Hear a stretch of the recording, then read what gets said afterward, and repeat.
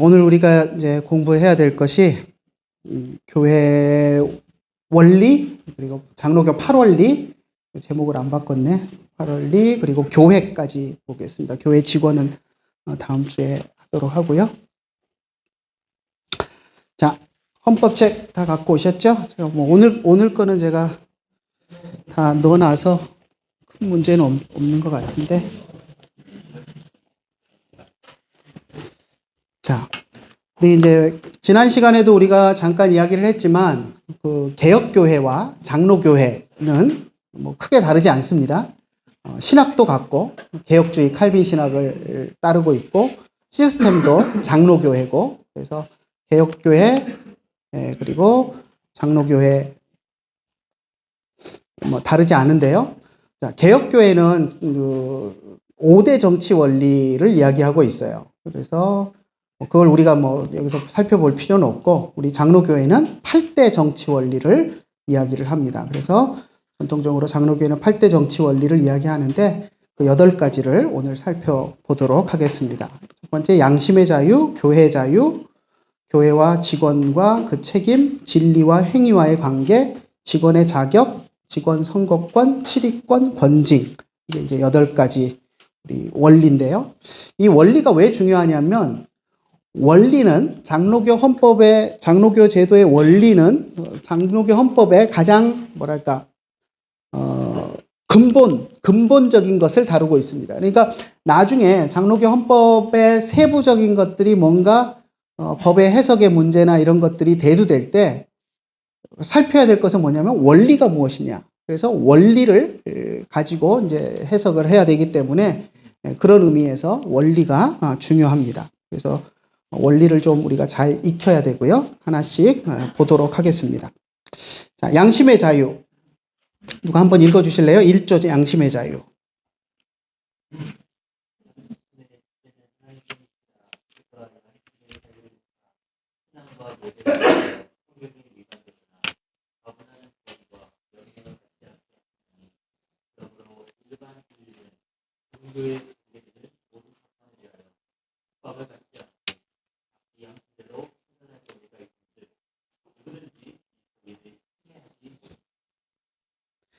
네.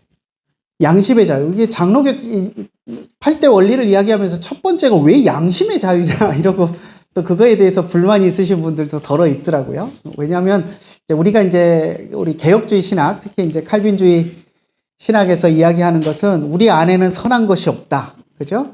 우리 안에 선한 것이 없고 우리의 자유의지는 선을 행할 능력도 없고 우리는 늘 그런 신학을 배워왔기 때문에 우리 안에 뭔가 선한 양심이 있다. 이것에 대해서 조금 부정적인 생각들을 가지는 것 같아요. 근데 분명히 성경은 우리 안에 양심이 있다라는 것을 이야기를 합니다. 그래서 우리 안에 이제 양심의 자유를 이야기하는데 그래서 양심의 자유의 기본 전제는 우리 안에 선한 양심이 있다는 겁니다. 하나님이 주신 거룩한 선한 양심이 있다라는 것을 전제합니다.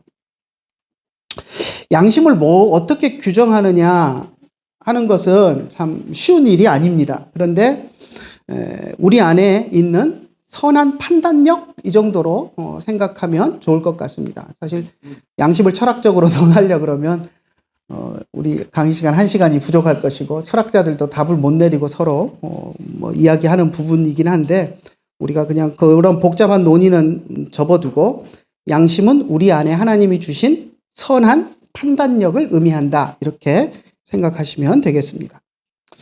우리가 양심을 따른다면 사악한 것들을 물리칠 수 있다라는 그런 생각이 깔려 있고요. 성경에도 보면 양심에 대한 이야기를 하고 있습니다.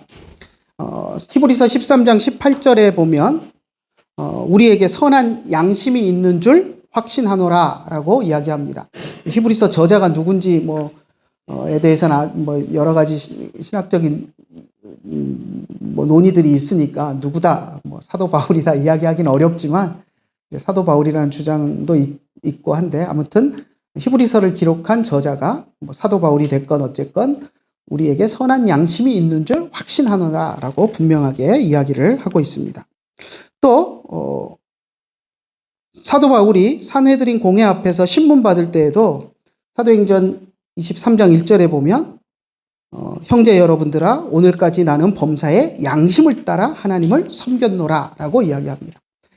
자기 안에 있는 선한 양심을 따라서 판단하고 하나님을 섬겼다라는 것입니다. 물론 사도 바울의 그런 선한 양심을 따라 행한 것이 다 옳았던 것은 결코 아닙니다. 그죠? 예수님을 만나기 전까지, 다메섹 도상에서 예수님을 만나기 전까지 사도 바울이 행했던 것은 자기 나름대로는 선한 양심을 따라 행했다고 생각했지만 예수님을 핍박하는 그런 일들을 했어요. 스데반 집사님을 돌로 쳐 죽이는데도 앞장을 섰고 했지만 아무튼 양심을 따라 했다라는 것을 이야기를 합니다. 우리는 양심을 하나님이 주시는 거룩한 마음이라고 이제 전제를 하고요. 그래서 그 양심에 따라서 우리가 신앙생활을 할 자유가 모든 개인에게는 있다라고 하는 것이 양심의 자유입니다. 그래서 하나님이 주신 양심에 따라서 성경에 위배되는 명령이나 과도한 요구에 대해서 스스로 판단해서 거부할 수 있는 자유가 있습니다. 그래서 마치 만약에 그 이단이나 아니면 이단이 아니더라도 어떤 목회자들이 과도한 요구를 성도들에게 했을 때 성도들이 자기의 양심에 따라서 그것을 거부할 수 있는 그런 권한이 양심의 자유에서 나오는 것입니다. 그래서 스스로 그렇게 판단해서 거부할 수 있는 자유가 있고요. 요한일서 4장 1절에 보면 제가 여기는 써놓지는 않았지만 사도 요한이 뭐라고 이야기하냐면 사랑하는 자들아 영을 다 믿지 말고 오직 영들이 하나님께 속하였나 분별하라라고 이야기합니다. 그 분별하는 것, 영을 분별하고 하는 것들도 우리가 우리 안에 하나님이 주신 거룩한 양심에 따라서 할 수 있는 것으로 우리가 생각할 수 있습니다. 그래서 어떤 의미에서는 이 양심의 자유를 하나님이 주신 개인에게 주신 신앙의 자유다라고 표현할 수 있습니다. 하지만 양심의 자유가 있다고 해서 우리에게 신앙의 자유가 있다고 해서 성경에 분명히 하나님의 말씀으로 규정되고 또 하나님이 이야기하시는 그것을 따르지 않거나 또 합법적으로 하나님이 세우신 교회의 권위에 또 가정의 권위에 반하는 일을 하면서 난 양심의 자유야, 내 자유가 있어 라고 이야기할 수는 없다는 것입니다. 그래서 그런 교회 안에서 주어진 하나님의 말씀의 권위나 합법적인 교회의 권위에 불순종하면서 그것을 양심의 자유라고 이야기할 수는 없지만 하나님이 우리 개인에게 양심의 자유를 주셔서 그 양심에 따라서 판단해서 신앙생활을 할 수 있게 하셨다라는 것이 장로교 원리 첫 번째에서 이야기하는 양심의 자유입니다. 자, 넘어갈까요? 두 번째 봅시다. 교회 두 번째는 이제 양심의 자유하고는 조금 반대되는 개념이라고 생각할 수 있는데 두 번째 이야기하는 것이 교회의 자유입니다. 한번 읽어 주실래요, 누가?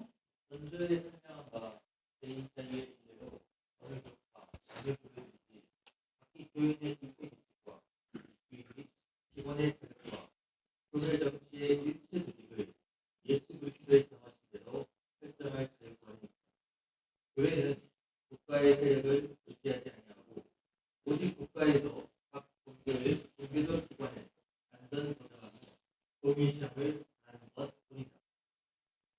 네, 교회의 자유를 이야기합니다. 이제 두 가지로 나누어서 이야기를 하고 있는데요.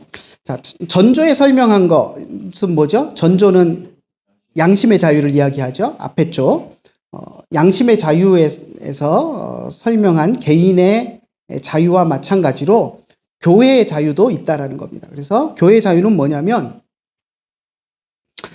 각각의 교회 공동체가 각 사람이 공동체의 일원이 되기 위해서 필요한 그런 구성원의 입교 자격이나 또 지켜야 할 규칙, 또 교회 안에서 우리가 이제 직원이라고 나중에 이야기하는데 쉽게 얘기하면 직분자들을 세울 수 있는 그런 제도나 그런 조건들 이런 것들을 각 교회가 설정할 자유가 있다는 것입니다. 그래서 어느 교회든지 각기 교인의 입회 규칙, 입교인 또 직원의 자격, 교회 정치 일체, 뭐 장로교를 할 것인지 감리교를 할 것인지 감독제도를 할 것인지 자유정치를 할 것인지 하는 그런 모든 일체 조직을 설정할 자유권이 있다는 겁니다. 근데 자유권을 마음대로 한 자유권이 있는 것이 아니라 예수 그리스도의 정하신 대로 성경적인 것을 추구하면서 성경에 있는 대로 예수님이 세우신 제도와 규칙에 따라서 정할 교회의 자유권이 있다라고 이야기합니다. 그래서 교회가 그런 규칙을 세워놨을 때, 그러니까 교리 신조도 마찬가지죠. 교회마다 교리 신조를 정해놓고 이 교리 신조를 받아들이고 수용하는 사람들을 우리는 교인으로 인정한다. 그리고 그들에게 세례를 주겠다 하는 그런 규칙들을 만들어서 그것을 인정하지 않는 사람들에게는 세례를 주지 않을 권한도 있습니다. 그래서 교회는 그런 공통된 그런 믿음과 또 교회 정치 제도를 교회가 설정할 자유가 있고 또 입교하에서 들어오는 사람들에게서는 그것을 지키고 따를 것을 요구할 그런 권한이 있습니다. 그것을 우리가 교회의 권한이라고 이야기합니다. 자, 두 번째 이야기하는 것은 국가와 교회와의 관계 속에서 이야기를 하는데요. 교회는 국가 세력을 의지하지 않는다라고 이야기합니다.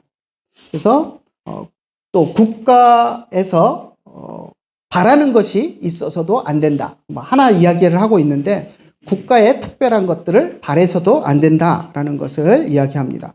그래서 국가 종교기관 국가도 교회에 대해서 뭔가를 요구할 수 없고 교회는 국가에 대해서 뭔가를 의지하지 않고 딱 하나 바라는 것은 국가에 대해서 요구할 수 있는 것은 뭐냐면 우리가 자유롭게 예배드리고 신앙생활을 할 수 있도록 안전을 보장하는 것을 요구할 수 있다라고 이야기합니다.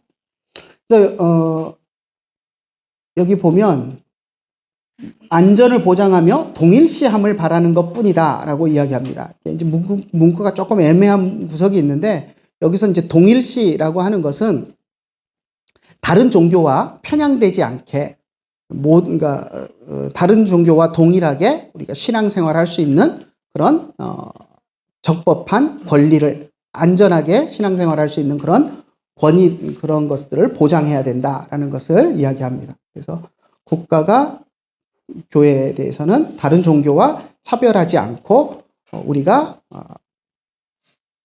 안전하게 신앙생활을 할 수 있도록 우리의 안전만을 보장하면 되는 것이고 교회도 국가에 대해서 그것만을 바라고 또 국가가 교회를 탄압하거나 또 교회에 무리한 것을 요구해서도 안 된다 하는 것을 이야기합니다. 그래서 교회의 자유는 첫 번째 성도들에게 관해서 교회의 규칙을 정하고 그것을 교리나 규칙을 정하고 그것을 따르게 할 자유가 있다라는 것이고요. 국가에 대해서 안전을 보장할 것을 요구할 그런 자유가 있다라는 것을 이야기합니다. 네.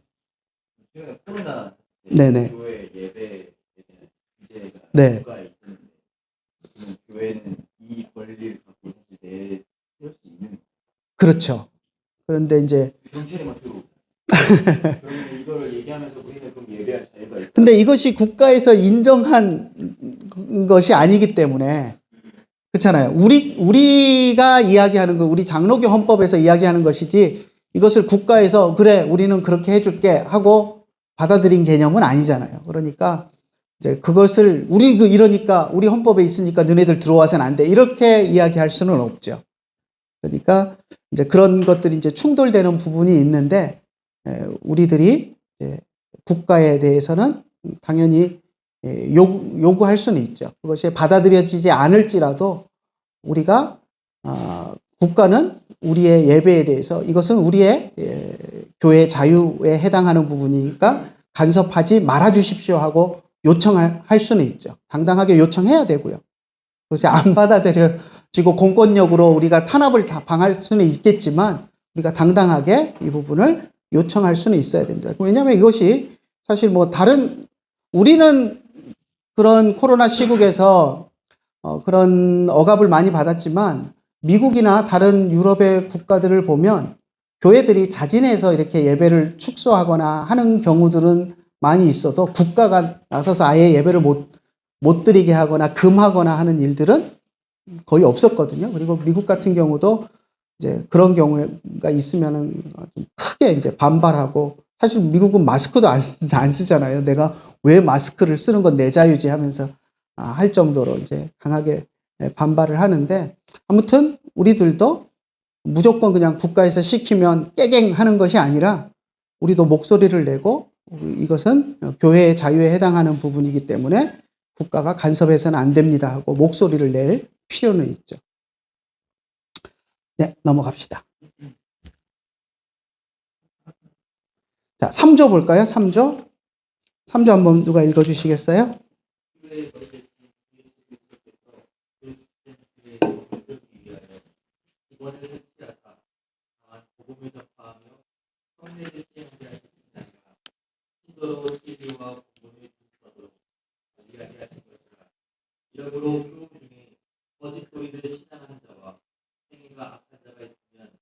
교회를 대표하는 직원과 CEO가 당연히 건강하거나 출교할 것이다. 그러나 항상 성경의 교훈은 반대로. 네. 교회 직원과 그 책임. 직원이라는 표현을 썼는데요. 이제 우리가 쉽게 얘기하면 교회 안에서 일하는 직분자들을 의미합니다. 그래서 이제 직원이라고 표현을 했는데, 옛날에는 종교개혁 이전에는 성직자 뭐 이렇게 불렀었죠. 근데 이제 성직자라는 표현은 어떤 특권 의식 이런 것들을 가질 수 있기 때문에 우리가 이제 우리 헌법에서는 성직자라는 말은 쓰지 않고요, 교회 직원이라고 표현을 하고 있습니다. 그래서 직원을 어떻게 뽑을 것이며, 또 이제 뽑을 것은 뒤에 나오죠. 직원의 책임은 무엇인가, 직원이 어떤 일을 하는가 하는 것인데요. 자, 여기서 이제 세 가지를 이야기합니다. 예수 그리스도께서 그 지체된 교회에 덕을 세우기 위하여 직원을 설치하셨다라고 해서 이제 직원을 세우신 권위는 예수 그리스도께 있다라는 것이고요. 그리고 이제 직원이 해야 될 책무에 대해서 세 가지로 이야기를 합니다. 여기 보면 이제 조금 구분하기 어렵게 돼 있는데, 다만 복음을 전파하며 성례를 시행하게 하실 뿐만 아니라 신도로 진리와 본분을 준수하도록 관리하게 하신 것이다 라고 이야기합니다. 여기서 이제 세 가지를 이야기하고 있는데요. 두 가지는 다만에 걸리는 두 가지, 그것뿐 아니라 하나 더 하면서 이제 뒤에 신도로 해갖고 이제 하나를 더 이야기하는데, 첫 번째는 복음 전파죠. 처음에 복음 전파, 그리고 두 번째 성례를 시행, 성례를 집행하는 것, 그리고 세 번째 성도들을 관리하는 것. 그렇죠? 신도로 진리와 본분을 준수하도록 관리하게 하신 것이다. 그래서 복음 전파, 성례 집행, 성도의 바른 신앙으로 성도들을 돌보고 관리하는 것, 이 세 가지를 교회 직원들에게 예수님이 맡기셨다라고 이야기를 합니다. 그래서 교회 직원들이, 교회 안에서 직분자들이 개인의 유익이나 명예나 특권을 추구하는 것은 잘못된 것이고요. 그리고 교회의 직분은, 이제 직원이라고 표현된 이 직분은 계급이나 서열이 아니라 은사에 따른 교회의 섬김입니다. 이것이 우리 칼빈주의에서 이야기하는 은사주의적 직분론입니다. 여러분, 목사가 장로보다 높은가요? 장로는 집사보다 높은가요? 아니죠. 직분에 따라 다른 겁니다. 목사의 직분은 하나님이 목사의 은사를 주신 사람이 목사의 직분으로 섬기는 것이고, 장로의 직분을 받은 사람은 장로의 직분으로 섬기는 것입니다. 집사의 직분을 받은 사람은 집사로서 섬기는 것이고요.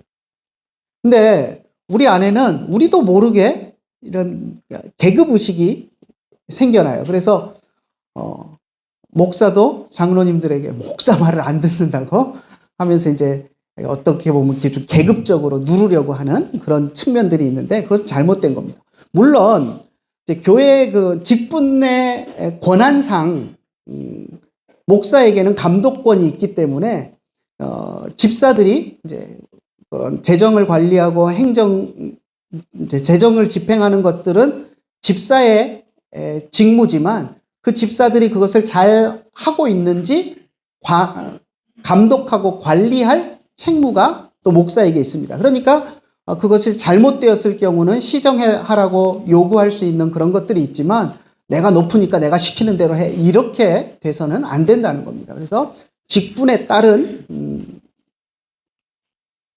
봉사, 직분에 따른 교회의 섬김이 되어야 됩니다.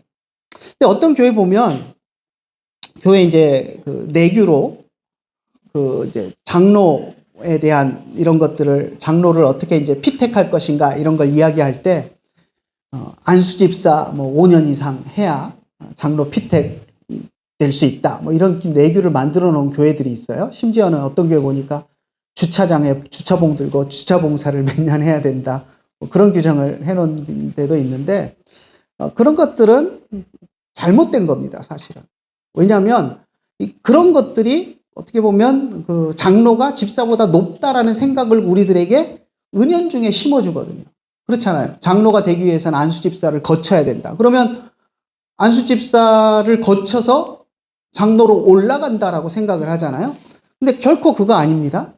장로의 직분과 안수 집사의 직분은 다른 직분입니다. 하나님이 집사의 은사를 주시면 집사로 봉사를 하는 것이고 집사의 은사 안 주시고 장로의 은사를 주신 사람은 집사 안 하고도 장로를 할 수 있는 겁니다. 물론 집사직을 하다가 하나님이 장로의 은사를 주셔서 집사직을 하다가 장로가 되는 수도 있을 수 있어요. 그런데 집사를 몇 년 해야만 장로를 할 수 있다. 이렇게 하는 것은 이 직분을 은사주의적 직분론이 아니라 계급화해서 만드는 그런 결과를 초래하기 때문에 위험한 생각들입니다. 그렇게 하려면 목사도 그래야 되지 않나요? 목사도 안수 집사 몇 년 하고 장로를 몇 년 한 다음에 목사해야 된다. 이래야 되는 거 아니에요? 그렇게 하려면? 그렇잖아요. 그게 계급으로 생각을 한다면 근데 결코 교회 직분은 계급이 아닙니다. 그래서 은사에 따라서 하나님이 목사의 은사를 주신 사람은 목사로 섬기고 하나님이 집사의 은사를 주신 사람은 집사로 섬기고 하는 것입니다. 그러면 네. 올해 집사가 됐는데 사실은 내년에 장로 할 수도 있는 거예요. 그렇죠. 아무 상관없어요. 네. 그러니까 우리 헌법에서도 여러분 나중에 우리가 배우겠지만 장로의 자격을 이야기할 때 세례교인으로 무흠 몇 년 이 규정은 있지만 뭐 안수 집사를 몇 년 해야 된다 이 규정은 없거든요. 그러니까 아무 상관없는 겁니다. 나이 제한도 나이 제한은 있죠. 나이 제한은 있어요. 다이렉트 장로가 될 그렇죠.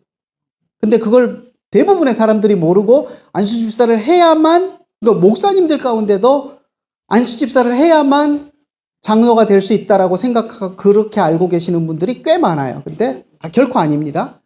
네, 성도들이 이 사람은 장로의 은사가 있다. 우리 교회 장로로 섬겼으면 좋겠다 하면 안수 집사를 안 하고 서리 집사 상태에서 그냥 바로 뭐 심지어는 서리 집사가 아닌 사람이어도 성도들이 피택하고 하면 장로가 될 수 있습니다. 그러니까 안수 집사는 장로가 되기에 거쳐가야 되는 직분이 아니라는 거 여러분들이 분명하게 기억을 하셔야 됩니다. 자, 교회 직원을 세우는 목적 여기 뒤에 보면 여기 이러므로 교우 중에 거짓된 도리를 신앙하는 자와 행위가 악한 자가 있으면 교회를 대표한 직원과 치리아가 당연히 책망하거나 출교할 것이다 라고 해서 이제 권징에 대한 이야기가 나오는데 그건 8조에 나오니까 그때 보도록 하고요. 그러니까 직원에게는 교회 직원 이제 목사, 뭐 장로 이런 직원들에게는 잘못한 교인들에 대해서 권면하고 책망할 수 있는 그런 권한들이 주어집니다. 그것은 직원의 권한으로 주어지는 것이라기보다는 이제 치리회에서 하게 되는 것인데 아무튼 치리회를 구성하는 그런 직원들에게는 그런 권한도 주어집니다. 하지만 그 권한을 행사함에 있어서 성경에 교훈한 법대로 해야 된다라는 것입니다. 직원에게 주어지는 그런 해야 하는 의무도 있고 또 책임도 있습니다. 자, 직원을 세우는 목적은 교회를 온전하게 하고 그리스도의 몸인 교회를 세우는 데 목적이 있습니다. 여기 보면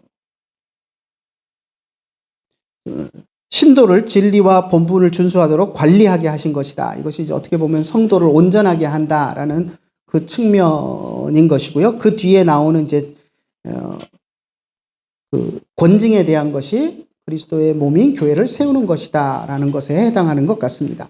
자, 에베소서 4장 11절 12절을 한번 제가 읽어보겠습니다. 그가 어떤 사람은 사도로, 어떤 사람은 선지자로, 어떤 사람은 복음 전하는 자로, 어떤 사람은 목사와 교사로 삼으셨으니 각각 은사대로 하나님이 부르시고 택하셨다라는 것이고요.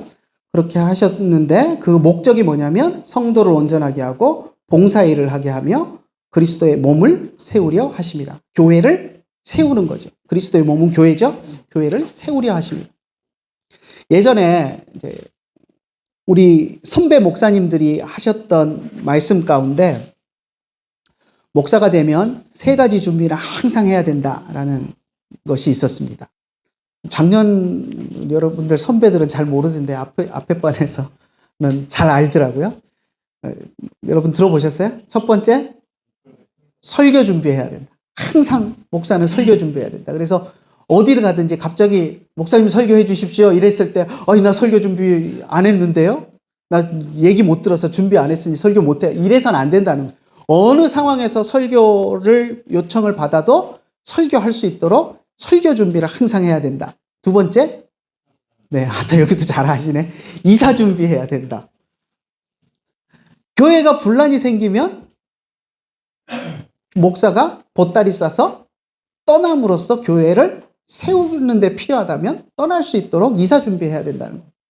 제가 아마 지지난 시간인가요? 제가 전도사 때 그 교회 떠나게 됐던 이야기를 여러분들에게 잠깐 나눴는데 그런 순간에 저 억울하니까 억울한 거 화소연할 수 있죠. 인간적으로 생각하면. 저도 몰랐어요. 어떻게 목사님이 그러실 수가 있습니까? 하고 성도들 붙잡고 나의 억울함을 호소할 수 있어요. 그런데 그게 교회 유익이 될까요? 안 되잖아요. 어차피 나는 그런다고 내가 뭐 거기서 천년만년 있을 것도 아니고 떠나야 될 사람이고 떠나는데 굳이 그것을 목사님이 잘못한 것을 막 끄집어가지고 성도들에게 나는 억울하고 목사님이 잘못한 거다라는 걸 거기서 떠벌리고 떠나면 교회에 무슨 유익이 있겠어요.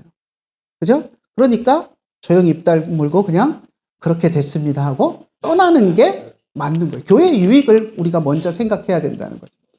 그러니까 우리 신앙의 선배 목사님들은 그게 어떻게 보면 룰처럼 이렇게 몸에 배에 있었는데 오늘날 우리는 좀 그게 잘 안 되는 것 같아요. 예? Z세대라 그래요?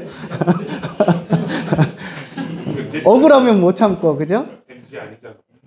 그리고 이제 최근에도 보면 물론 이제 이해는 가요. 상황이나 이런 것들을 보면 어떤 교회에 이제 부임을 했다가 이제 위임을 다 하기로 이제 이렇게 했는데 갑자기 막 원로 목사님이 틀어가지고 쫓아내다시피 해갖고 나가게 되는 경우도 생기고 막 이래서 그럴 때 이제 보면 또 자기를 따르는 뭐 몇 번 설교하고 이제 몇 년, 1년 뭐 이렇게 목회를 위임 안 한 채로 이제 목회를 하면서 이제 또 좋아하는 성도들이 생기잖아요. 그럼 또 그렇게 해서 이제 데리고 나가서 이제 개척하고 막 이런 모습들을 많이 보는데 물론 그런 상황들이 이해가 전혀 안 되는 것은 아니에요. 그런데 우리가 더 크게 생각해야 될 것은 교회를 위한 것이 무엇인가. 물론 정말 객관적으로 생각했는데 그렇게 그런 성도들을 데리고 나와서라도 저 잘못된 교회에 있는 것보다 데리고 나와서 교회를 개척하는 게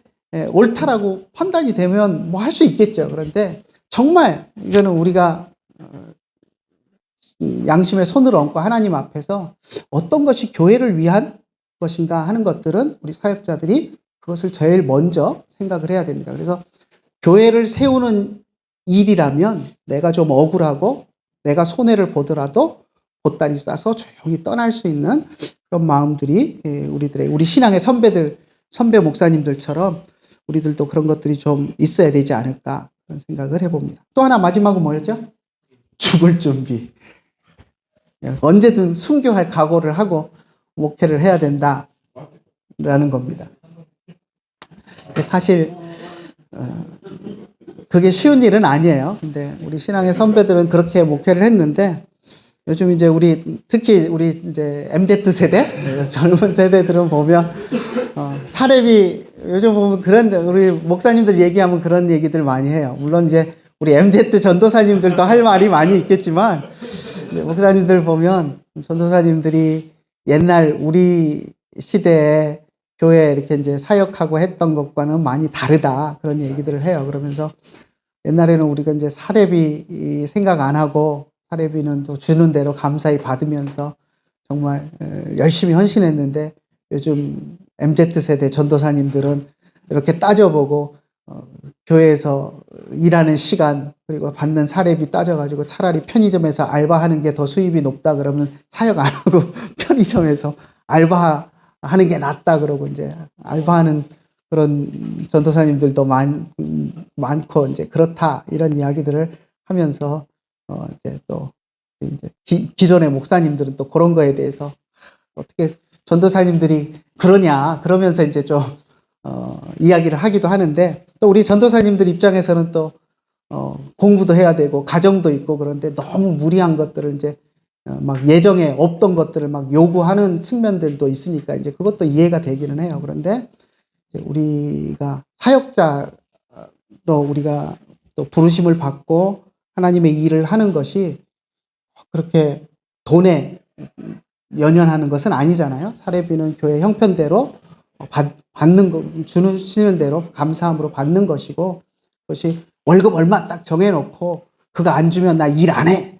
이런 개념은 사실 아니거든요. 교회 형편에 따라서 줄 수도 있고 못 줄 수도 있고. 근데 교회도 형편이 되면 줘야 되는데 또 형편이 되면서도 안 주고 막 이러는 경우도 있어요. 그래서 안타까운 면도 있는데 특히 이제 요즘 나이 들어서 이제 은퇴하시는 목사님들 은퇴금 때문에 교회하고 이제 갈등이 있는 경우들을 많이 보는데 참 안타까운 것을 많이 봐요.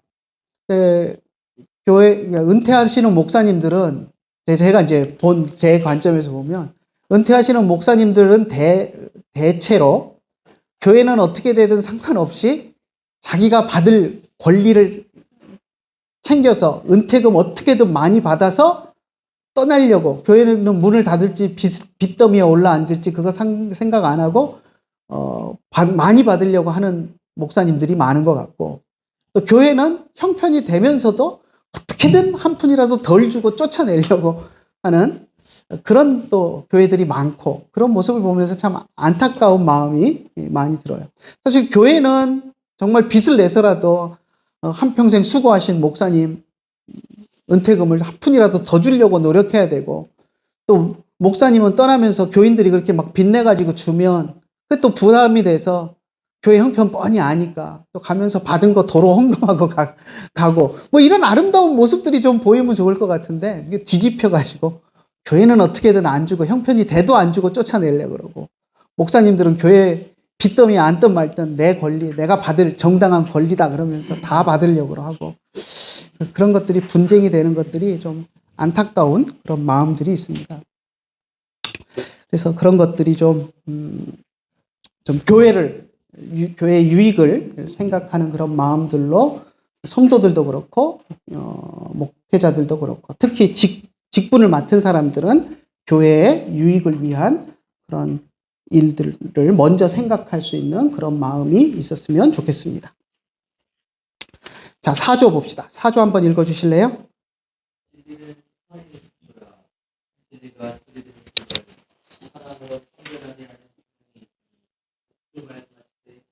가수도 그 남을 안다 하신 것 같으니 진리와 허위가 동일하며 사람의 신앙이 어떠하든지 관계없다 하는 말보다 더 회개하고 더 괴로웠었어.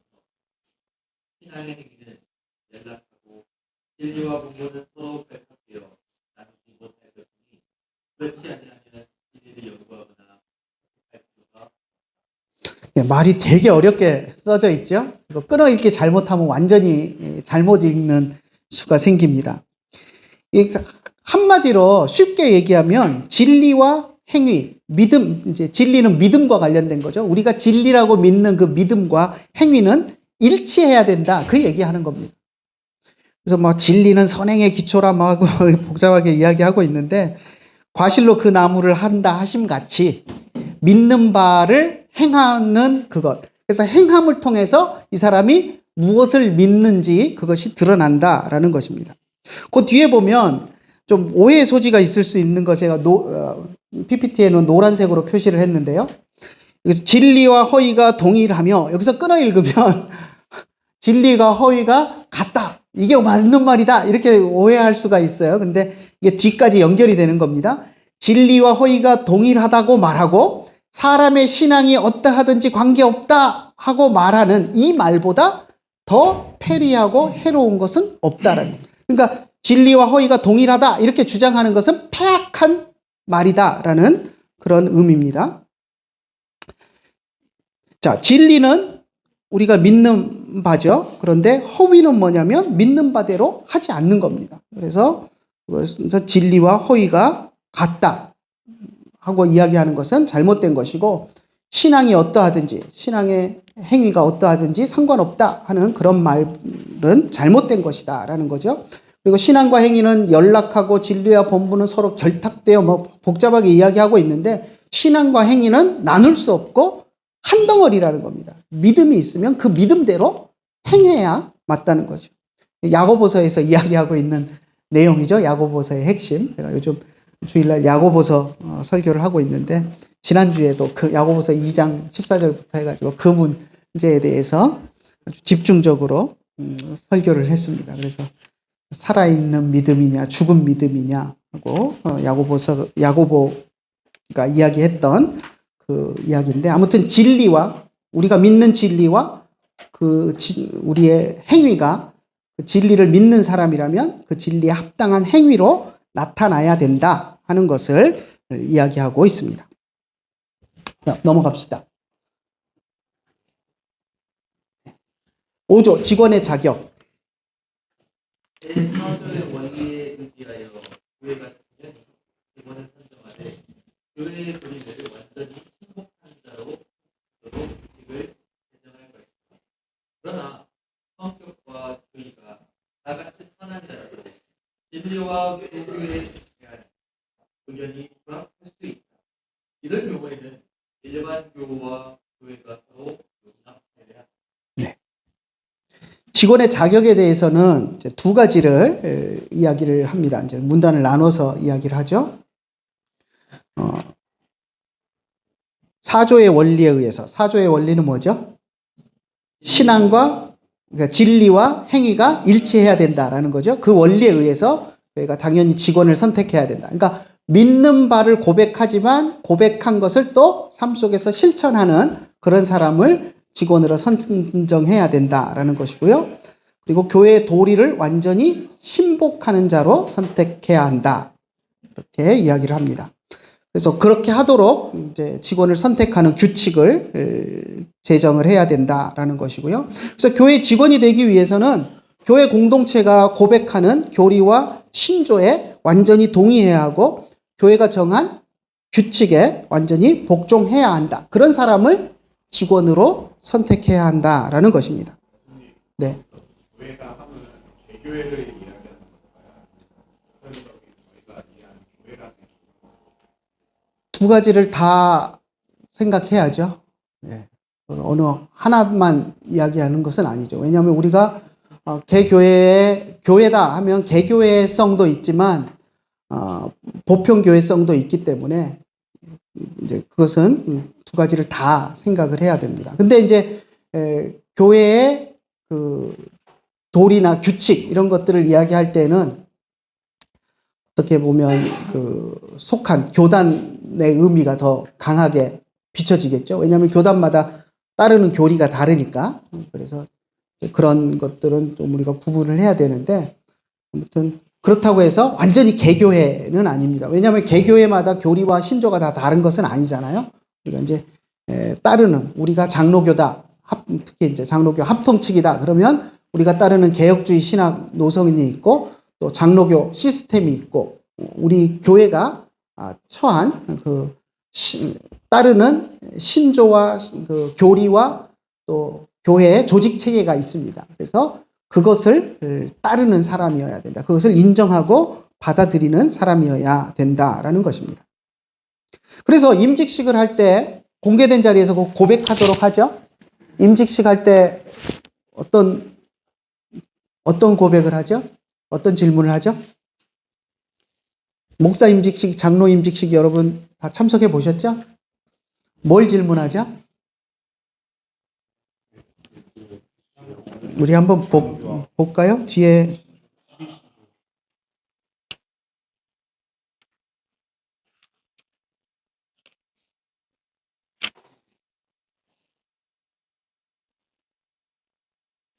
임직이 182페이지 한번 보실래요?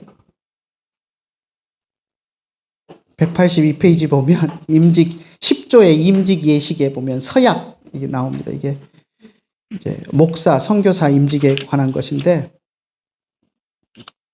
뒤에 장로 임직도 장로 임직이 얼른 눈에 안 띄는데 하여튼 봅시다. 목사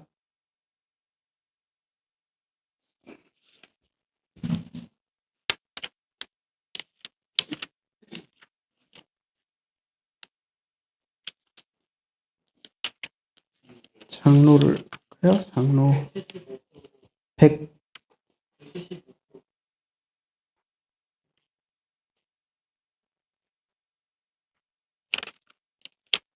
175쪽.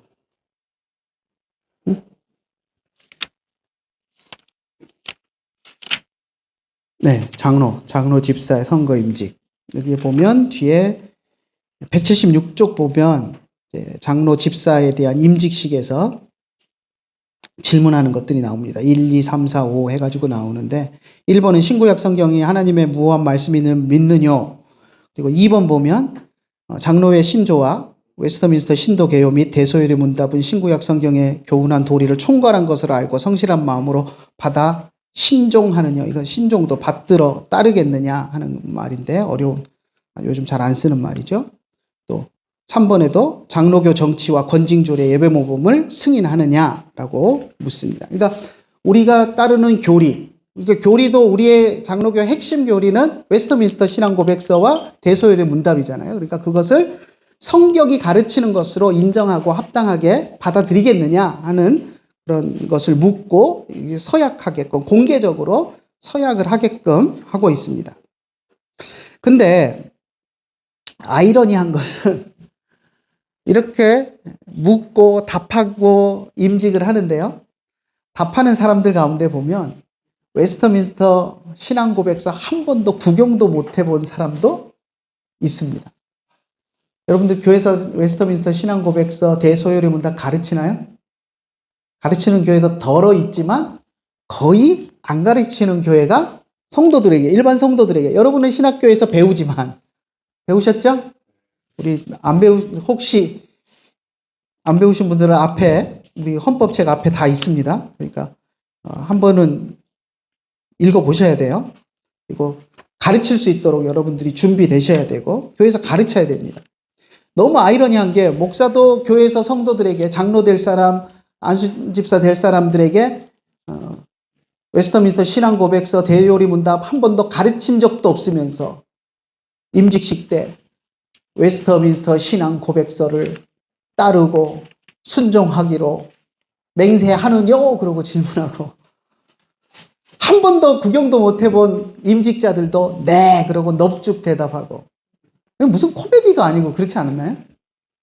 그래서 또 목사도 질문을 하려면 자기가 가르친 것에 대해서 질문을 해야 될 거 아니에요. 그리고 대답을 하려면 자기가 뭔지는 알고 대답을 해야 될 텐데 그런 아이러니한 상황들이 종종 연출이 됩니다. 그래서 그렇지 않도록 교회 안에서 웨스터민스터 신앙 고백서와 대소열 문답이 가르쳐져야 되고 또 그것을 배우신 분들이 또 임직자가 되어야 되고 또 그렇게 질문할 때 당당하게 물론 배운 걸 다 알지는 못할지라도 배운 것이 옳다, 그것을 따라야 한다라는 것을 고백을 하려면 그래도 뭔지는 알고 고백을 해야 될 거 아니에요. 그래서 교회 안에서 이것이 가르쳐질 수 있도록 우리가 좀 노력을 해야 합니다. 자, 넘어갑시다. 그 다음에 두 번째 보면 두 번째 문단에서 이야기하는 것은 관용의 정신을 이야기하고 있습니다. 일반 성도에 대한 관용의 복지. 조금 표현을 이상하게 해서 우리가 조금 이해되기가 어렵게 그렇게 써놨는데, 그러나 성격과 주의가 다 같이 선한 자라도 진리와 교구에 대한 의견이 불합할 수 있다. 말 진짜 어렵게 돼 있죠? 좀 뜯어 고쳤으면 좋겠는데 옛날 말투다. 저에게는 그런 힘이 없습니다.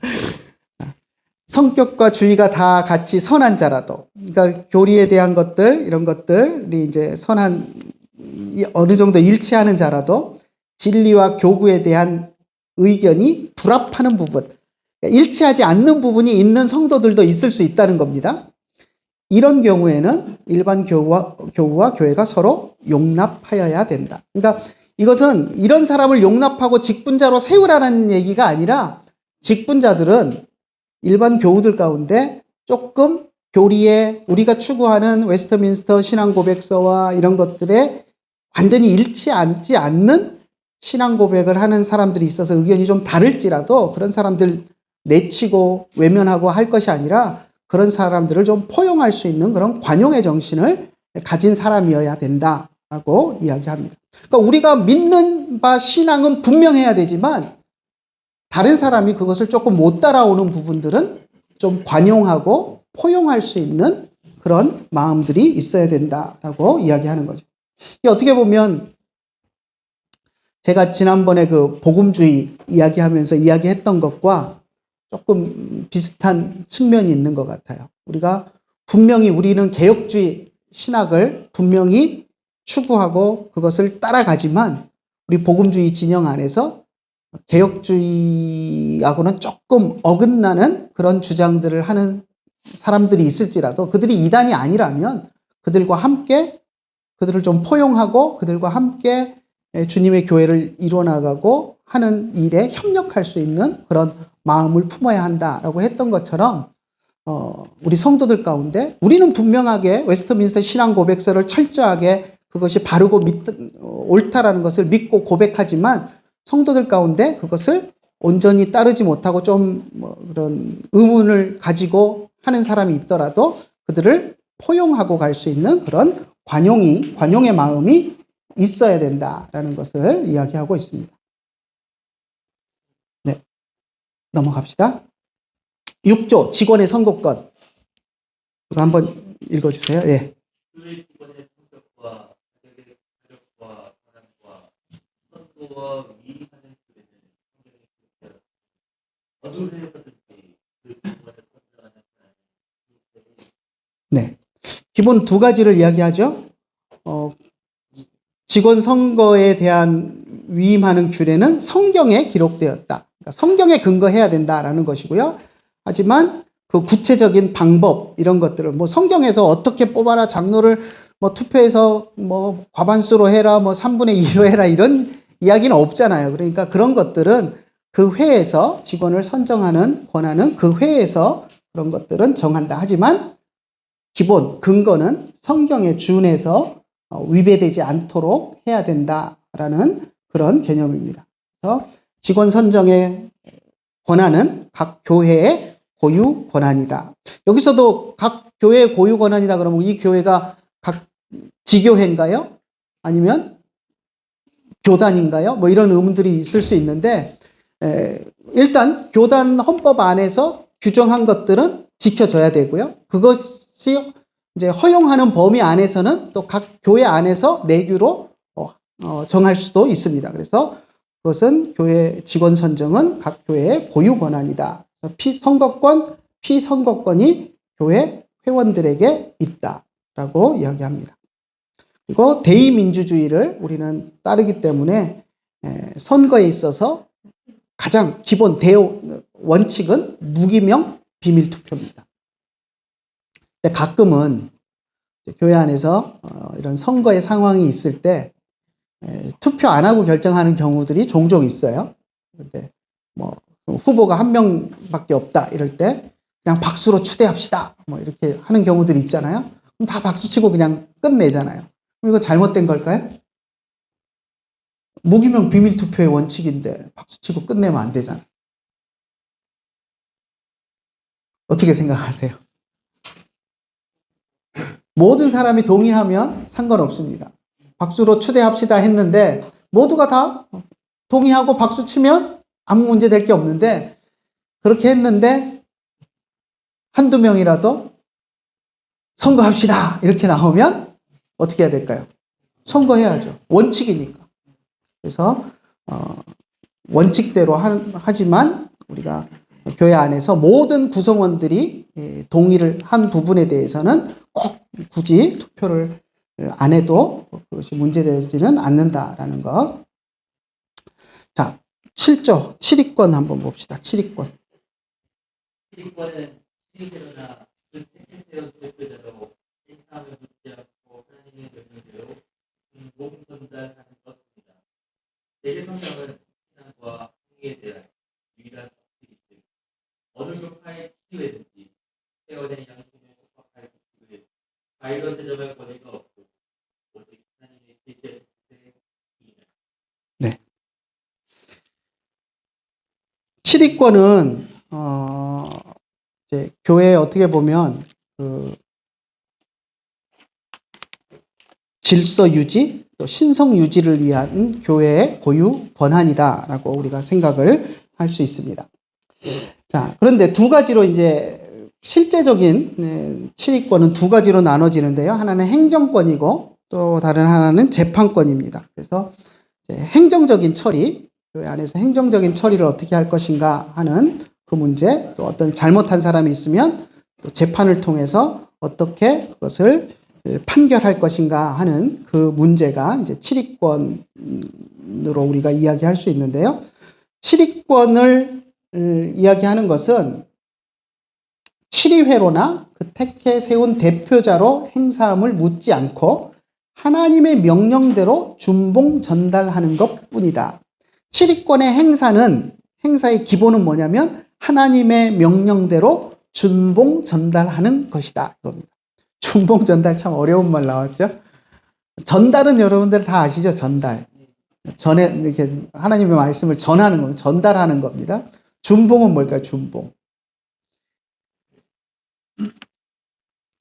이게 준봉을 한자어로 보면 쫓을 준자고요. 그리고 받들 봉자입니다. 하나님의 말씀을 쫓아서 그대로 받들어 올린다, 받들어 섬긴다, 그런 의미입니다. 준봉 전달. 그러니까 하나님의 말씀을 그대로 쫓아 받들어서 전달한다. 이렇게 생각하면 되겠어요. 참 우리가 헌법책 외에서는 만날 가능성이 전혀 없는 그런 말인데 이런 표현들도 좀 바꿨으면 좋겠는데 쉽지 않은 일입니다. 그래서 이제 우리는 이제 7위회를 중심으로 7위권을 행사를 하는데 하나님의 명령대로 받들어 전달해야 된다라는 것이고요. 자, 그리고 성경은 신앙과 행위에 대한 유일한 법칙이다. 이거는 여러분 수없이 들으셨을 것이고요. 그리고 어느 교파 7위회든지 회원의 양심을 속박할 규칙을 자의로 제정할 권리는 없다. 하나님의 뜻에 합당하게 해야 된다라는 것입니다. 그래서 7위권은 개인이 아니라 7위회에 있다라는 것이고요. 우리 장로교에서 7위권은 개인이 7위하는 것이 아니라 7위회가 7위를 하는 것입니다. 그리고 하나님의 뜻을 쫓아받들어 전달하는 것. 그것이 7위권의 가장 핵심적인 내용이다라는 것입니다. 7조 권징가요? 아, 8조죠. 네, 8조인데 제가 잘못해서 했습니다. 예, 계속 읽어주세요. 교회의 영광과 복을 통신할 것이니 교회의 권칙은 부족함과 신령함의 관계, 무법간의 시관이 아니고 그 회력은 정치의 공정과 모든 사람의 통일과 만국교회의 머리대신 교주의 권고와 네. 권징은 우리가 앞에서 3조에서 잠깐 이야기를 했었는데 교회 직원과 그 책임할 때 마지막 부분에서 교우 중에 거짓 도리로 신앙하는 자, 행위가 악한 자가 있으면 교회를 대표한 직원과 7위회가 직원으로 구성된 7위회가 당연히 책망하고 또 심하면 출교까지도 하는 그런 권징을 행해야 된다라는 것을 이야기를 했었는데 이제 8조에서 권징을 따로 이야기하고 있습니다. 그래서 교회가 앞에서 이야기했던 7조까지의 이 각조의 원리를 잘 지키면 교회의 영광과 복을 증진하는 것인데 이제 그것이 잘 지켜지지 않는 경우에는 권징을 행해야 된다라고 이야기하고 있습니다. 그래서 권징을 행하는 것은 사실 권징은 우리 앞에서도 우리가 봤었지만 교회 3대 표지 중에 하나입니다. 그죠? 말씀, 성례, 권징. 이것이 교회의 3대 표지로 이야기하는 것이었는데 권징은 그렇게 교회 안에서 교회 3대 표지로 이야기할 만큼 바른 교회는 말씀과 성례와 권징이 실행되는 교회다라고 이야기할 만큼 중요한 것입니다. 근데 오늘날 권징이 거의 이제 죽어버려가지고 우리가 신학적으로 바른 교회는 권징이 실행되는 교회다라고 이야기를 하면서도 우리 교회 안에 권징이 죽어버린 그런 현상들이 나타나는 모순과 같은 일들이 일어나고 있는데요. 우리가 바른 교회의 표지로서의 권징을 시행할 수 있도록 우리가 또 노력을 해야 합니다. 권징을 책망하거나 출교하는 것까지도 하는 것인데요. 뭐 이제 출교하는 일은 거의 없죠. 거의 없고 이제 책망하고 권면하고 이제 벌을 주는데 보통 이제 교회에서 많이 주는 벌이 수찬 정지의 벌입니다. 이게 이제 성찬식에 참여하지 못하도록 하는 것인데 우리가 이제 부활절이 돼서 이제 아마 성찬식들을 교회에서 거행할 때인데 성찬식 할 때 이제 목사님이 하는 멘트 가운데 마음에 꺼리는 사람은 받지 않는 것이 좋다라는 그런 표현들을 하시죠. 그래서 세례교인으로서 성찬을 당연히 받아야 되는데 죄 지은 것이 생각나고 회개하지 않은 그런 무거운 마음이 있는 사람들은 성찬을 받지 않는 것이 합당하다라고 이야기를 하는 것은 이제 본인이 생각할 때 본인의 양심에 꺼리끼는 것이 있을 때는 성찬을 받지 않도록 권면을 하는 것이고요. 그런데 만천하의 잘못, 죄를 지은 것이 드러난 사람들은 이제 당회에서 수찬 정지 명령을 내려서 회개하는 동안에 근신하고 뭐 얼마 동안 근신하십시오. 그리고 그 동안에 성찬을 참여할 수 없습니다 하고 수찬 정지 명령을 내리는 것을 우리가 가능합니다. 그래서 이제 보통은 이제 수찬 정지 명령을 내리기도 하고요. 그리고 이제 더 심해지면 아예 교회에 출석을 당분간 금하는 조치도 내릴 수 있습니다. 그리고 더 심하면 이제 출교가 돼버리는 것이고요. 이제 교회 접근하지 못하도록 교회 밖으로 내치는 것까지도 할 수 있습니다. 자, 그런데 이런 권징은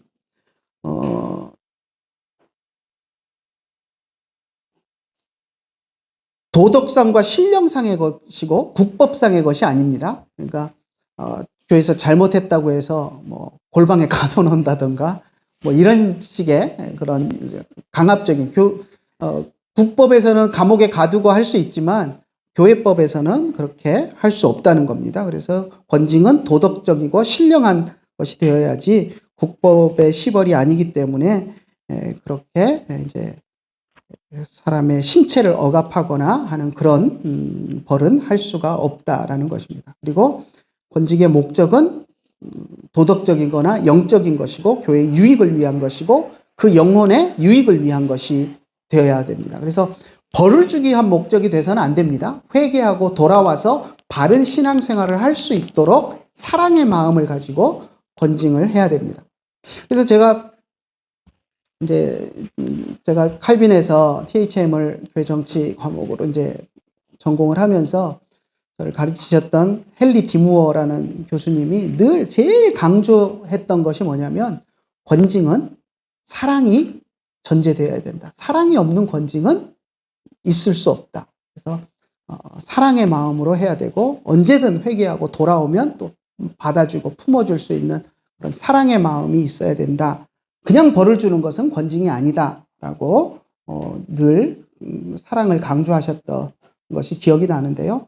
교회 안에서 권징은 사랑의 목적으로 그 영혼을 사랑하는 마음으로 벌을 주더라도 그냥 잘못했으니 한번 맞아봐라 하고 그렇게 치는 것이 아니라 따끔하게 맞고 다시 돌아와서 바른 신앙생활을 할 수 있도록 사랑의 마음으로 하는 것이 되어야 합니다.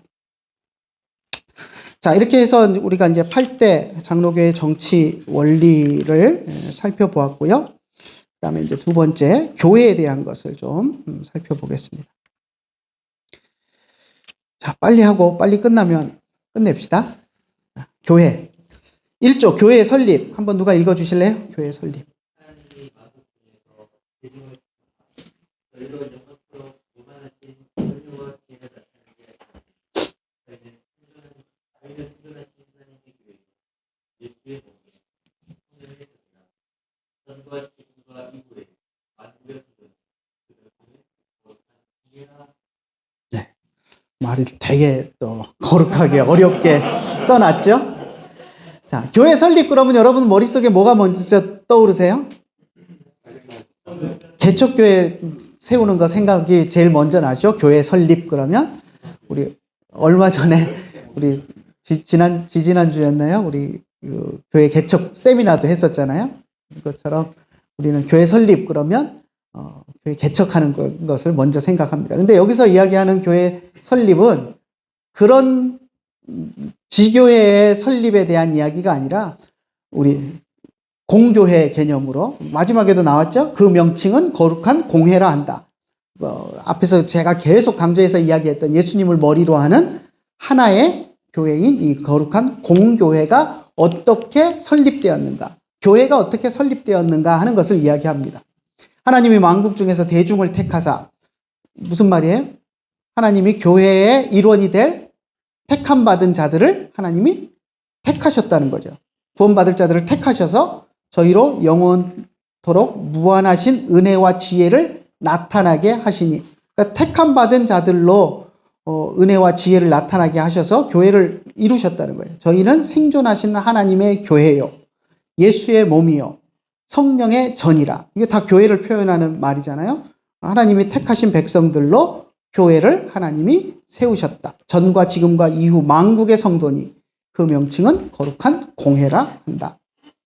아무튼 거룩한 공회, 예수님을 머리로 하는 하나된 교회가 어떻게 설립되었는가. 예수님이 설립자시고 예수님을 중심으로 해서 거룩한 공교회가 세워졌다라는 것입니다. 그래서 율법 이전 시대나 율법 아래 있던 세대나 예수 그리스도 오심 이후에 세워진 교회나 모두 다 예수님을 머리로 하는 하나의 교회다. 교회가 그렇게 설립되었다 하는 이야기입니다. 교회 설립자는 예수님, 시대를 초월하고 공간을 초월하고 예수님을 머리로 하는 거룩한 공교회, 홀리 카톨릭 처치. 넘어갑시다. 2조. 교회의 두 가지 고백이 있으니 유형한 교회와 유형한 교회다. 유형한 교회의 교의는 하나님만 아시고 유형한 교회는 온 세계에 흩어져 있는 교회니 그 교회는 그리스도인이다. 그리스도인이라 칭하고 그리고 성자, 성령, 삼위일체 되신 하나님을 인정하는 자이다. 자, 교회 구별 두 가지로 나누는 것 여러분들 수없이 들어오셨죠? 아마 3년 동안 정말 많이 들었을 거예요. 무형교회, 유형교회, 뭐 보이는 교회, 안 보이는 교회, 뭐 수없이 들어오셨을 텐데, 아무튼 유형교회는 보이는 교회, 비저블 처치, 우리 눈에 보이는 지교회, 지역교회라는 말이 자꾸 나오는데 지역교회 개념은 아닙니다. 지교회라고 우리가 하는 것과 지역교회는 또 다른 개념이에요. 우리가 이야기하는 건 지교회입니다. 지교회, 이제 뒤에 나올 건데, 지교회, 유형교회는 지교회고, 무형교회는 하나님만 아시는 정말 참 예수님을 믿는 교회. 유형교회 안에는 알곡과 가라지가 섞여 있어요. 그러니까 누가 진짜 교인인지 우리는 구분할 수 없지만, 아무튼 무형교회는 정말 참 그리스도인들만 모이는, 예수님을 머리로 하는 하나의 교회는 무형교회. 그래서 유형교회와 무형교회의 구분이 있다라는 것이고요. 그래서 뭐 여러분 너무 많이 들어보셔서 잘 아시고 계시는 것이고, 유형교회는 시대와 장소별로 구분되고 신조, 예식, 교회 정치에 따라서 이제 교단이 구분이 되는 것, 그리고 모두 거룩한 공교의 일원으로 협력해야 한다. 유형교회가 이렇게 신조나 교회 정치 형태에 따라 나뉘어 있기는 하지만 정말 우리가 다 거룩한 공교회 안에 한 몸된 교회라면, 홀리 카톨릭 처치 안에 소속된 교회들이라면, 신조가 좀 다를지라도 교회 정치 형태가 다를지라도 하나의 몸된 교회로서 같이 협력해야 된다는 것을 이야기합니다. 자, 3조 봅시다. 대중이 한국에만 가요. 교제하며 하나님을 분별할 수 없는 각처의 지교의 뜻을 바꿔 하는 것이 합의에 성경에 기록한 모범에도 그럴 때니 네. 교회에 이제 모여서, 우리가 한 교회를 이루었으면 모여서 예배를 드려야 되잖아요. 그런데 자, 모든 교회가 모여서 예배를 드리는 것이 가능한가요? 모든 교인들이? 불가능하죠. 자, 우리가 거룩한 공교회 개념을 한번 생각해 보세요. 아담 시대부터 예수님 재림 때까지 모든 지구상의 모든 예수님을 믿는 사람들, 그리고 미국에 있으나 한국에 있으나 뭐 저기 유럽에 있으나 다 예수님을 믿는 사람들은 하나의 교회인데, 그 성도들이 한 자리에 모여서 예배 드리는 것은 불가능하죠. 그 이야기를 합니다. 대중이 한 곳에만 회집하여 교제하며 하나님을 예배하는 것이 할 수 없다. 불가능하다는 거죠. 그러니 각 처에 시대별로, 각 장소별로 각 처에 지교회를 설립하고 회집하는 것이 사리에 합당하고 합리적인 것이다 라고 이야기합니다. 그리고 그렇게 지역별로, 시대별로 모여서 예배 드리는 것이 성경에 기록된 모범에도 잘못된 것이 없다라고 분명하게 이야기하고 있습니다. 자, 지교회 한번 좀 개념을 살펴보고 마치도록 합시다. 지교회.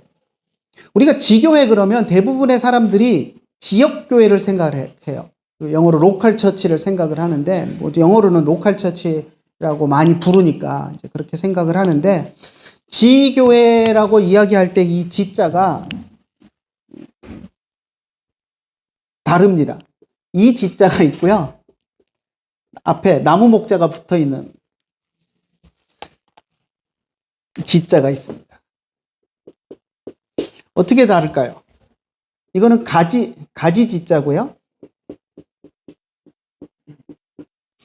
이거는 갈라질 지자입니다. 뭐 그게 그거 아니냐라고 생각할 수도 있는데, 의미가 이게 어떤 게 붙느냐에 따라서 완전히 달라집니다. 이게 이제 가지 지자를 붙이면 그 말 그대로 진짜 가지예요. 가지치기 한 가지.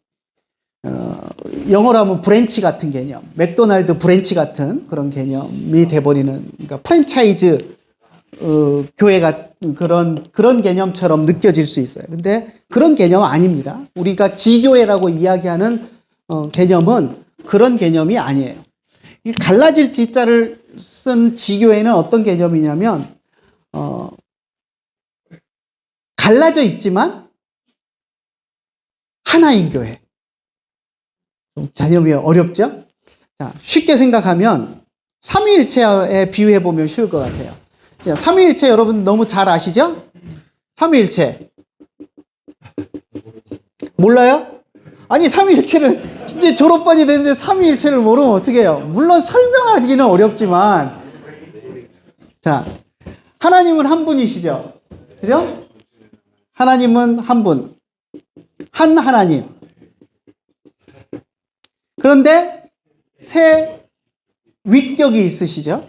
성부, 성자, 성령.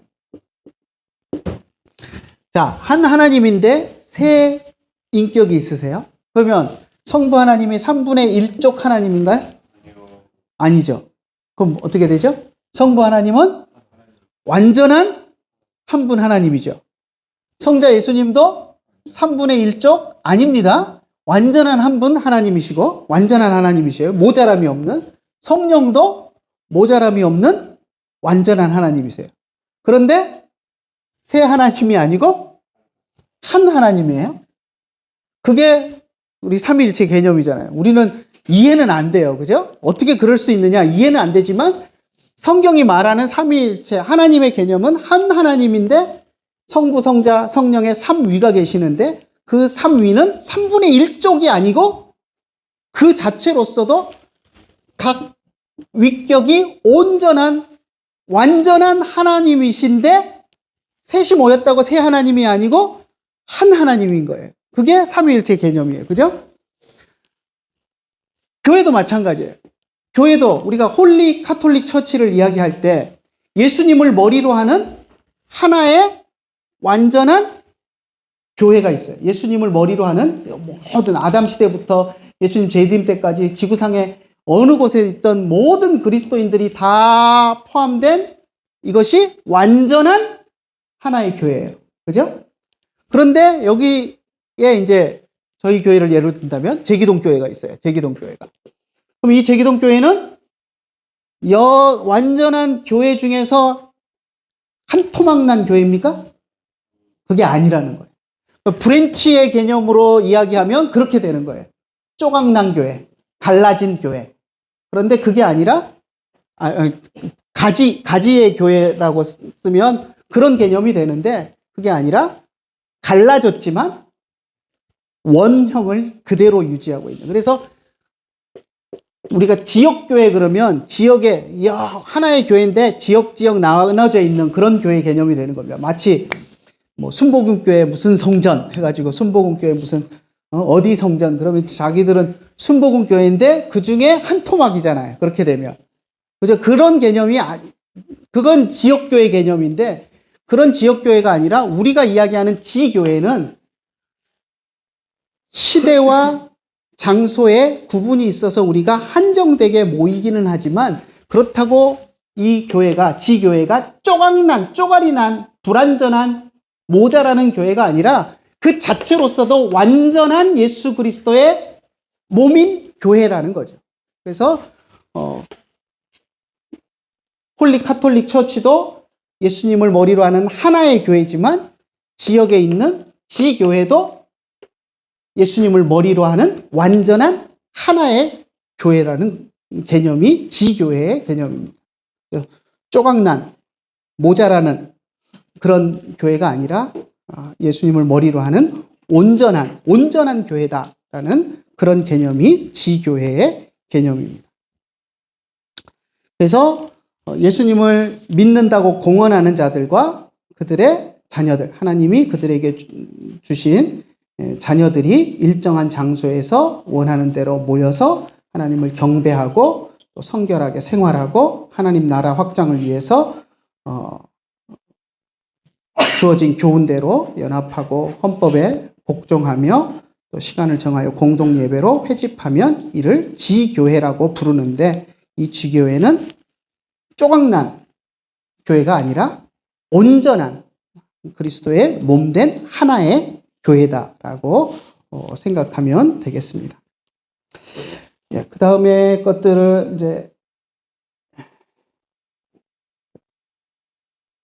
지역교회 개념이 아니고 보편성을 가진 교회다라는 거 설명을 해놨으니까 보시고요. 그 다음에 헌법적 규칙에 나오는 교회에 대한 걸 좀 하려고 했는데 여기까지만 합시다. 날씨도 좋은데 여러분들 너무 피곤하신 것 같아서 여기까지만 하고 마치도록 하겠습니다. 네, 기도하고 마치겠습니다. 하나님 감사합니다. 저희들에게 또 은혜의 시간을 주시고 우리가 부족하지만 서로 우리 교단 헌법의 조항들을 읽어가며 또 함께 생각해 볼 수 있도록 하심을 감사합니다. 우리가 배우는 것들 또 잘 익힐 수 있도록 인도하여 주시고 또 우리 교단을 통하여서 하나님이 또 세우신 체계를 우리가 잘 익히고 또 목회하는 데 유익이 될 수 있도록 인도하여 주시옵소서. 고난주간을 우리가 또 보냅니다. 우리 교회에서 또 봉사하며 또 수고하시는 우리 전도사님들 많은 일들로 분주할 터인데 하나님 은혜 주시고 피곤치 않도록 지켜주시옵소서. 예수님의 이름으로 기도드리옵나이다. 네, 수고들 하셨습니다.